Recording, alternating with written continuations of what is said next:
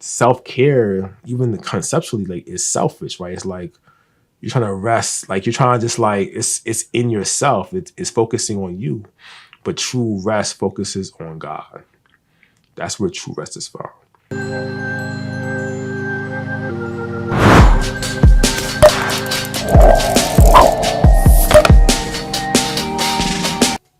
This is Donovan Anderson. I'm the founder of 30 Mighty Men Ministries. I'm also the founder of Clean, the tools to achieve sexual integrity for the Christian man. What's good? I pray all is well with you today. So one thing that came up in conversation recently was just about rest, man. Like, I know it's a big movement right now.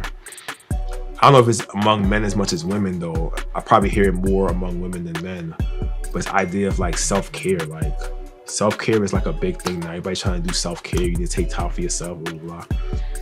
And it's cool. Like, you know, there should be some time taken for yourself, but what's the motivation behind it? Are you taking time because everybody around you is selfish? So you gotta like pull your time from them because you're giving out so much to others that like you feel like, like let me pull my time from them and like give myself the same care that I give these other people who are taking advantage of me in a way. Because if you're giving yourself of them and you didn't have that mentality, that you wouldn't per se be looking for self-care. Right? But self-care sometimes is motivated by like how others are treating you. One thing I know about Christ is that the servant of all is the greatest of all.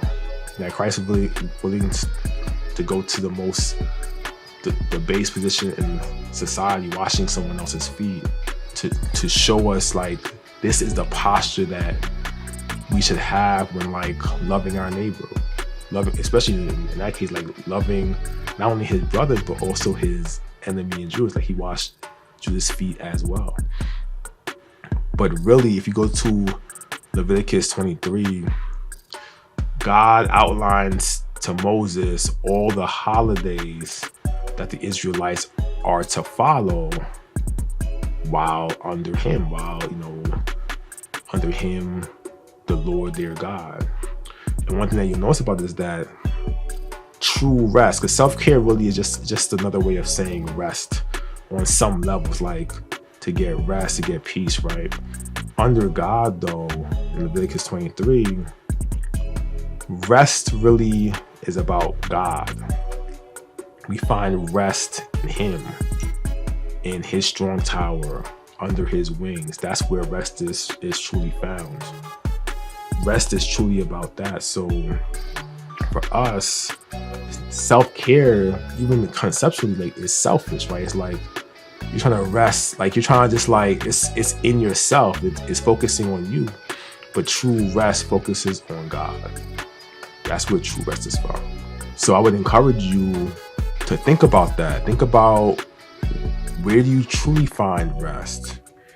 Right? Like God is saying, look, when it's time to rest, the Sabbath, for instance, is to rest in him. It's to find time with him. Right? That's where true rest is found. It's to be renewed, restored, refreshed in him. Right?